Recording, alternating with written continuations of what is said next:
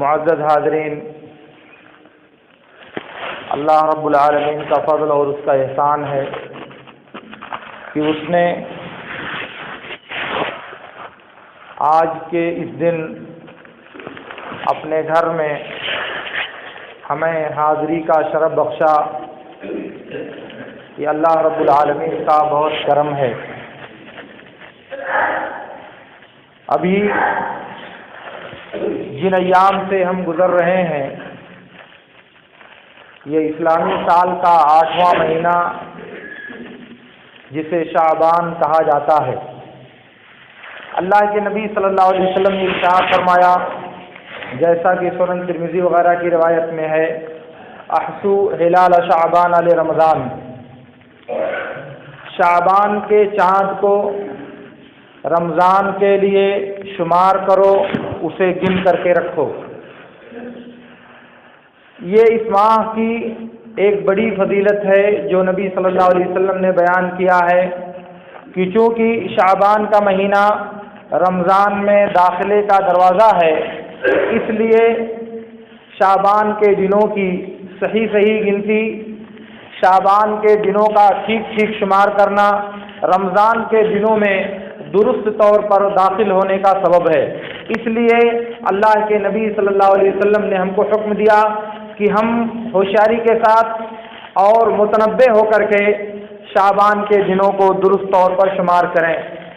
اس لیے شعبان کے آنے کا مطلب یہ ہے کہ آپ رمضان کے دروازے تک پہنچ چکے ہو، اور جب رمضان کا جو تقدس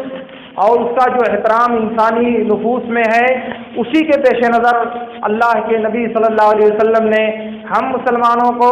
شعبان کے دنوں کو شمار کرنے کا، اس کے چاند کو گن کر کے رکھنے کا اللہ کے نبی صلی اللہ علیہ وسلم نے حکم دیا ہے۔ اس کے بعد ایک دوسری روایت میں ہے، ام المومنین عائشہ رضی اللہ تعالی عنہ کہتی ہیں، ما رأیت النبی صلی اللہ علیہ وسلم اکثر منہ صیاما فی شعبان، میں نے اللہ کے نبی صلی اللہ علیہ وسلم کو شعبان میں جتنا روزہ رکھتے ہوئے دیکھا اتنا کسی دوسرے مہینے میں روزہ رکھتے ہوئے نہیں دیکھا۔ اسی طرح کی بات بخاری اور مسلم میں عبداللہ بن عباس رضی اللہ تعالیٰ عنہما سے بھی مروی ہے۔ اس کا مطلب یہ ہوا کہ نبی صلی اللہ علیہ وسلم شعبان کے مہینے میں بہت زیادہ روزہ رکھتے تھے، کثرت کے ساتھ روزے کا اہتمام کرتے تھے۔ اس کا مطلب یہ ہوا کہ یہ مہینہ خصوصیت کے ساتھ نبی صلی اللہ علیہ وسلم نے اپنے عمل کے ذریعہ امت کو روزہ رکھ کر دکھایا کہ اس ماہ میں روزہ رکھنا گویا کہ اپنے آپ کو رمضان کے روزے کے لیے تیار کرنا ہے۔ اس ماہ میں روزے کا اہتمام کرنا انسان کا اپنے نفس کو روزہ رکھنے کا عادی بنانا ہے۔ اس سے انسان کا مزاج اور اس کا ذہن ڈھلتا ہے کہ آنے والے مہینے میں ہم کو روزہ رکھنے کا اہتمام کرنا ہے۔ سنن نسائی کی ایک روایت میں ہے، اسامہ بن زید رضی اللہ تعالیٰ عنہ کہتے ہیں کہ میں نے ایک دن اللہ کے نبی صلی اللہ علیہ وسلم سے کہا کہ آپ شعبان کے مہینے میں جتنا روزہ رکھتے ہیں اتنا کسی اور مہینے میں روزہ نہیں رکھتے، اور آپ جتنا روزہ رکھتے ہیں اتنا کوئی دوسرا اس ماہ میں روزہ نہیں رکھتا۔ تو اللہ کے نبی صلی اللہ علیہ وسلم نے کہا کہ یہ رجب اور رمضان کے بیچ میں وہ مہینہ ہے جس سے لوگ غافل ہو جاتے ہیں، اور بندوں کے نامہ اعمال شعبان کے مہینے میں اللہ کے پاس پیش کیے جاتے ہیں۔ تو میں چاہتا ہوں کہ میرا نامہ اعمال جب اللہ کے یہاں پیش کیا جائے تو میں روزے کی حالت میں ہوں۔ میری خواہش ہے کہ میرے نامہ اعمال روزہ رکھنے کی حالت میں اللہ کے سامنے پیش کیے جائیں، اس لیے میں اس مہینے میں روزہ رکھنے کا بہت اہتمام کرتا ہوں۔ نبی صلی اللہ علیہ وسلم کا یہ فعل اور نبی صلی اللہ علیہ وسلم کا یہ عمل ہمارے لیے اسوہ اور ہمارے لیے نمونہ ہے کہ ہم کو شعبان کے مہینے میں روزہ رکھنے کا اور زیادہ روزہ رکھنے کا اہتمام کرنا چاہیے۔ البتہ سنن اربعہ اور مسند احمد کی ایک روایت میں ہے، اللہ کے نبی صلی اللہ علیہ وسلم نے ارشاد فرمایا، اذا انتصف شعبان فلا تصوموا، یہ پوری امت کے لیے ایک عام اعلان، ایک عام قانون اور ایک اسلام کی شریعت کا دستور ہے کیا کہ جب نصف شعبان گزر جائے، جب آدھا شعبان ہو جائے تو تم لوگ روزہ مت رکھو۔ اسی حدیث کی جو روایت مستخرج ابو نعیم میں ہے، اس میں آگے اللہ کے نبی صلی اللہ علیہ وسلم کا یہ ارشاد موجود ہے، الا یکون صوم یوم احدکم فلیصمہ، 15 شعبان کے بعد روزہ مت رکھو، لیکن اگر کسی کی روزہ رکھنے کی عادت ہے تو اس کے بعد وہ روزہ رکھ سکتا ہے، اسے چاہیے کہ وہ روزہ رکھ لے۔ جیسے مثال کے طور پر کسی کی عادت ہے ایام بیض 13، 14 اور 15 کا روزہ رکھنے کی، کسی کی عادت ہے ہر سوموار اور جمعرات کو روزہ رکھنے کی، کسی کی عادت ہے ہر ماہ میں 27، 28 اور 29 تاریخ میں روزہ رکھنے کی، تو اب ظاہر ہے کہ وہ رکھ رہا ہے باقی مہینوں میں، تو اس مہینے میں بھی اللہ کے نبی صلی اللہ علیہ وسلم نے اس کو رخصت دیا ہے کہ وہ 15 شعبان کے بعد روزہ رکھ سکتا ہے۔ اس کا مطلب یہ ہوا کہ نبی صلی اللہ علیہ وسلم اس ماہ میں بہت زیادہ روزہ رکھتے تھے، لیکن امت کو حکم دیا ہے کہ تم لوگ 15 شعبان کے بعد روزہ مت رکھو، الا ہی کہ کسی کی عادت ہے روزہ رکھنے کی تو اپنی عادت کے اعتبار سے وہ 15 شعبان کے بعد بھی روزہ رکھ سکتا ہے۔ اس لیے ہمارے حق میں اللہ رب العالمین کی تعلیم یہ ہوئی کہ ہم کو 15 شعبان کے بعد روزہ رکھنے سے منع کیا گیا ہے۔ اس لیے ہمارے لیے اگر سوموار اور جمعرات کو یا ہر مہینے میں کسی متعین دن کو روزہ رکھنے کی عادت نہیں ہے تو ہم کو اللہ کے نبی صلی اللہ علیہ وسلم نے منع کیا ہے، اس لیے 15 شعبان کے بعد روزے کا اہتمام کرنا ہمارے لیے درست نہیں ہوگا۔ اور اسی طرح سے خصوصیت کے ساتھ 15 شعبان کے دن روزہ رکھنے کا اہتمام کرنا، صرف 15 شعبان کو روزہ رکھنے کی کوشش کرنا، یہ ایک ایسا عمل ہے جو امت میں رواج پذیر ہے، امت میں مروج ہے، مگر اسلامی شریعت میں اگر اس کی دلیل تلاش کی جائے کہ کس دلیل کی بنیاد پر، نبی صلی اللہ علیہ وسلم کے کس فرمان اور کس تعلیم کی بنیاد پر یہ روزہ رکھا جاتا ہے، تو شریعت کے ذخیرے میں اس کی کوئی دلیل نہیں ملتی۔ اللہ کے نبی صلی اللہ علیہ وسلم کے کسی بھی قول یا فعل یا حدیث میں یہ بات ثابت نہیں ہے کہ آپ نے 15 شعبان کو خصوصیت کے ساتھ روزہ رکھا ہو یا 15 شعبان کو خاص کر کے روزہ رکھنے کا حکم دیا ہو یا آپ کے بعد صحابہ کرام نے ایسا کیا ہو۔ تو پھر سوال یہ ہے کہ لوگ کیوں کرتے ہیں؟ وجہ اس کی یہ ہے کہ علی بن ابی طالب رضی اللہ تعالیٰ عنہ سے ایک جھوٹی حدیث مروی ہے، وہ بھی سنن ابن ماجہ میں، کہ اللہ کے رسول صلی اللہ علیہ وسلم نے فرمایا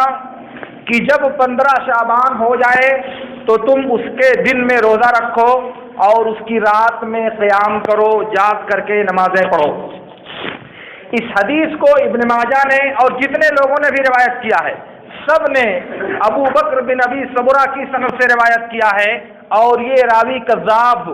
یہ بیان کرنے والا جھوٹا راوی ہے، اس میں کوئی کلام نہیں ہے۔ محدثین کے کلمات ان کی جرح پر متفق ہیں، میں نے کسی بھی امام کو اور کسی بھی ناقد کو نہیں دیکھا جس نے اس کے بارے میں کوئی اچھی بات کہی ہو۔ سب لوگ، کوئی متهم بالکذب کہتا ہے، کوئی متروک کہتا ہے، کوئی کذاب کہتا ہے۔ اس کا مطلب یہ ہوا کہ اس حدیث کو بیان کرنے والا راوی جھوٹا ہے، اور جھوٹا آدمی جب کوئی بات بیان کرتا ہے تو محدثین کی اصطلاح میں اسے موضوع گڑھی ہوئی حدیث کہا جاتا ہے۔ اب آپ بتائیے کہ اس جھوٹے فرد کی خبر کی بنیاد پر، جھوٹے انسان کی خبر کی بنیاد پر کسی عمل کو دین بنایا جا سکتا ہے کیا؟ کیا ہمارے دین میں اس بات کی گنجائش ہے کہ جھوٹوں کی بتائی ہوئی بات کی بنیاد پر دین کا عمل انجام دیا جائے؟ ظاہر ہے کہ نہیں۔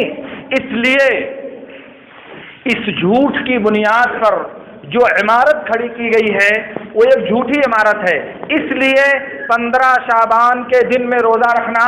اور اس کی رات میں جاگنے کا اہتمام کرنا یہ اللہ کے دین میں موجود نہیں ہے۔ اللہ کے نبی صلی اللہ علیہ وسلم کی شریعت میں یہ حکم ثابت نہیں ہے، چونکہ حدیث میں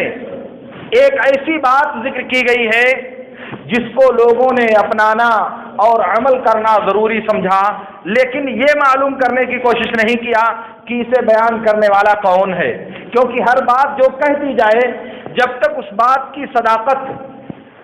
اور اس بات کی سچائی ثابت نہ ہو جائے تب تک کوئی بھی آدمی کسی کی بات کو قبول نہیں کرتا۔ اب نبی کی بات ہے تو بدرجہ اولا ہم پر فرض ہے کہ ہم تلاش کریں، ہم پتہ لگائیں کہ کیا یقیناً نبی صلی اللہ علیہ وسلم نے یہ بات کہی ہے یا نہیں۔ تو میں نے عرض کیا کہ یہ بات جس نے بیان کیا ہے، بیان کرنے والا راوی جھوٹا ہے، اس لیے اس تاریخ میں نماز پڑھنے کا اور روزہ رکھنے کا اہتمام کرنا، یہ کم سے کم اس کا درجہ یہ ہے کہ یہ غلط ہے، نبی صلی اللہ علیہ وسلم سے ثابت نہیں ہے۔ دوسری بات، 15 شعبان کی رات میں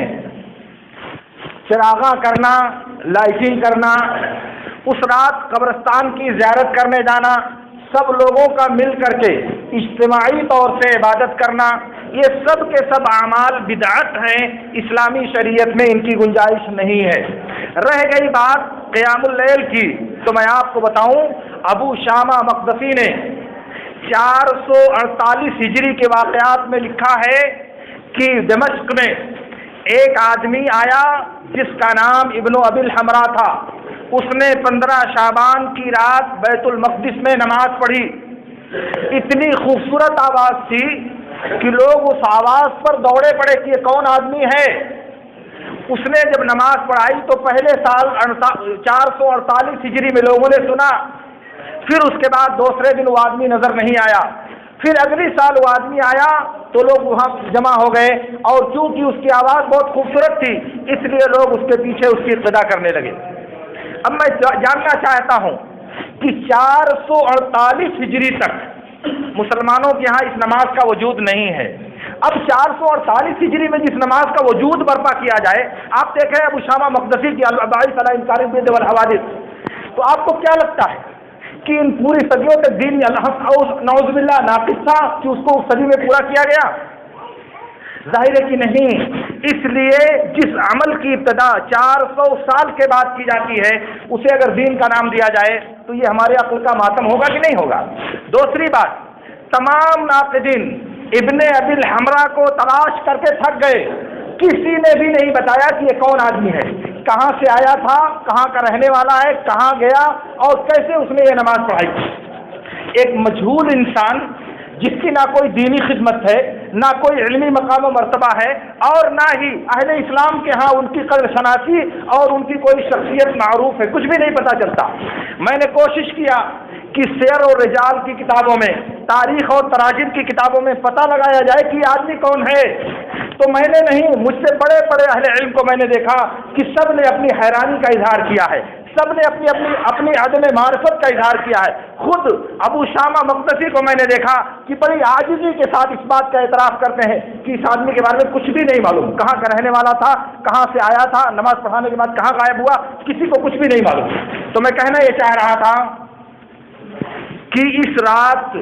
اجتماعی یا انفرادی طور پر یا مسجدوں میں یا گھروں میں جاگ کر کے جس عبادت کا اہتمام کیا جاتا ہے اس عبادت کے بارے میں ایک مرتبہ آپ کو نبی صلی اللہ علیہ وسلم کا اسوہ تلاش کرنے کی کوشش کرنی چاہیے۔ قبرستان کی زیارت کے لیے اس رات لوگ ایک حدیث ذکر کرتے ہیں جسے ترمذی نے ام المومنین عائشہ رضی اللہ تعالی عنہا سے روایت کیا ہے۔ اس کا لفظ اس طرح سے ہے کہ اللہ کے نبی صلی اللہ علیہ وسلم ایک مرتبہ رات میں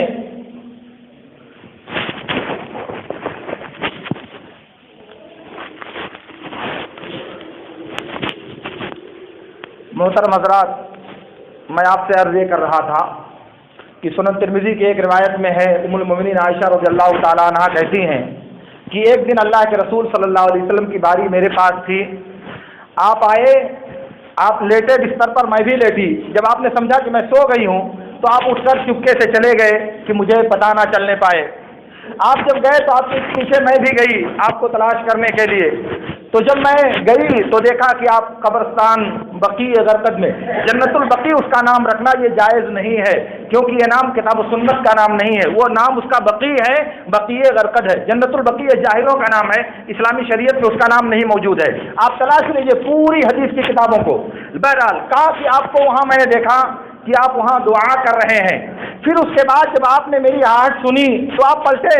میں نے آپ کو پلٹتے ہوئے دیکھا تو میں دوڑی، آپ بھی میرے پیچھے دوڑے ہوئے آئے، پھر میں آ کر کے لیٹ گئی، آپ پھر کمرے میں داخل ہوئے، کہا کیا بات ہے؟ کہا کوئی بات نہیں، کہا کہ تمہارا سانس کیوں پھول رہا ہے؟ کہا کوئی بات نہیں، کہا کہ تم بتا دو ورنہ اللہ تعالیٰ مجھے بتائے گا۔ پھر عائشہ رضی اللہ تعالیٰ عنہا نے کہا کہ میں نے آپ کو بستر سے غائب پایا تو آپ کو تلاش کرنے کے لیے گئی ہوئی تھی۔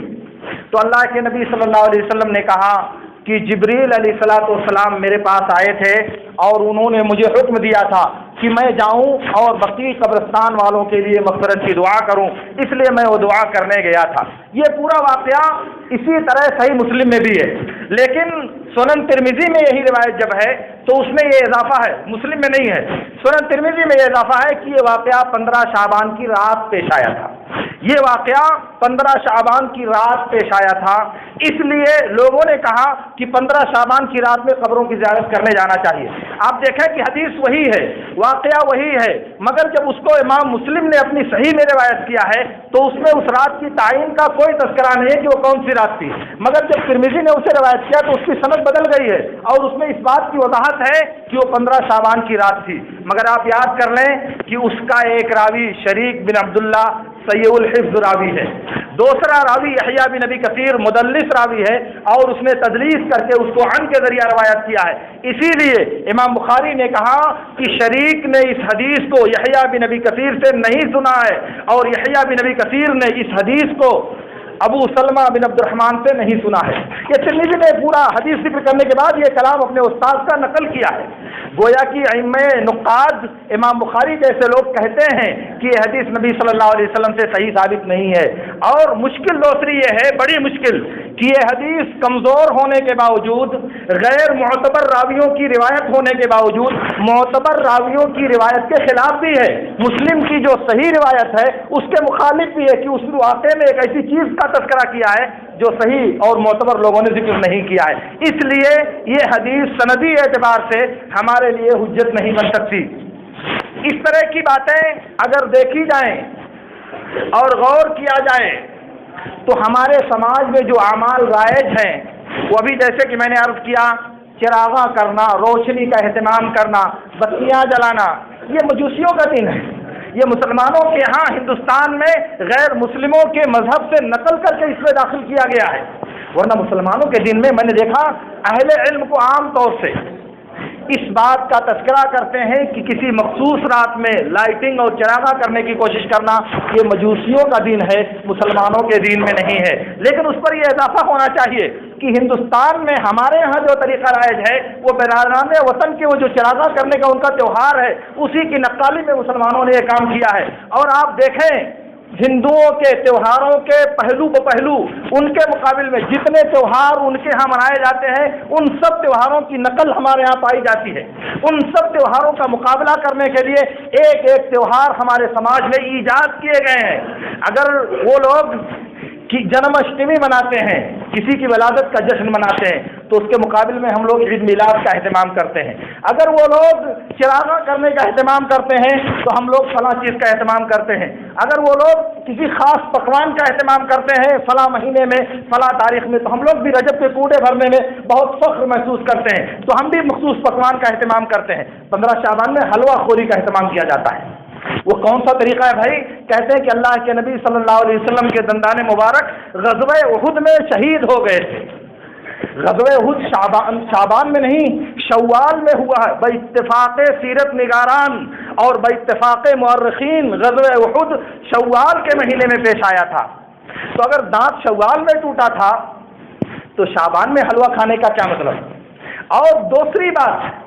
نبی صلی اللہ علیہ وسلم کا دندان مبارک دشمنوں کا مقابلہ کرنے میں میدان جہاد میں آپ کے دانت شہید ہوئے تھے، اور آپ گھر میں بیٹھ کر اپنے دانت کی حفاظت کر کے نبی کی سنت کی اتباع کرنا چاہتے ہو، نبی کے طریقے کی اتباع کرنا چاہتے ہو۔ شرم آنی چاہیے اور غیرت کو اب آواز دینا چاہیے کہ آپ آخر کیا سوچتے ہو؟ میرے نبی دشمنوں کے مقابلے میں داد شجاعت دیتا ہوا، ان کی تلواروں کا سامنا کرتا ہوا، ان کے تیروں سے نمک آزمائی کرتا ہوا اپنی جان قربان کرنے کو تیار ہے، اور ہم بند کمرے کنڈیشن روم میں بیٹھ کر کے حلوہ کھانے کی کوشش کرتے ہیں، تلوار لے کر نہیں نکل سکتے، اللہ کے دین کی فدائیت نہیں ثابت کر سکتے، اللہ کے دین کو غلبہ دینے کی کوشش نہیں کرتے، نبی کی سنتوں کو اپنی عملی زندگی میں برپا کرنے کے لیے تغوزو نہیں کر سکتے، نبی کے دین کو اپنی زندگی کا پہلا اور آخری اختیار کرنے کے لیے تیار نہیں ہو سکتے، نبی نے جو کچھ کیا اس کو کرنے کے لیے ہم آمادہ نہیں ہو سکتے۔ کیوں؟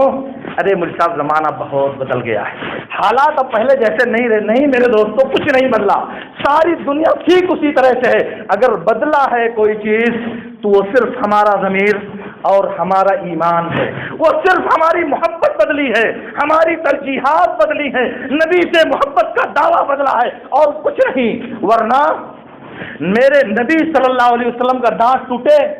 اور ہم چیب جبی نہ ہو، ہم ارقالود نہ ہو، ہماری آنکھیں اشکبار نہ ہو، یہ کون سا ایمان ہے میرے دوستو؟ یہ کون سی غیرت ہے ہماری؟ ذرا سوچئے گا کبھی۔ تو میں آپ سے عرض یہ کرنا چاہ رہا ہوں کہ ایک مسلمان ہونے کی حیثیت سے ہم سب پر فرض ہے کہ ہم نبی صلی اللہ علیہ وسلم کا اسوہ، نبی صلی اللہ علیہ وسلم کی سیرت اور نبی صلی اللہ علیہ وسلم کی زندگی کے لائحہ عمل کو تلاش کریں، اس کے مطابق اپنی زندگی کو ڈھالنے کی کوشش کریں۔ رب العالمین سے میری دعا ہے کہ اللہ رب العالمین ہمیں ان باتوں کو سمجھنے اور ان باتوں پر عمل کرنے کی توفیق عطا فرمائے۔ وآخر دعوانا ان الحمدللہ رب العالمین۔ اقول لکم ما تسمعون واستغفر اللہ لی ولکم۔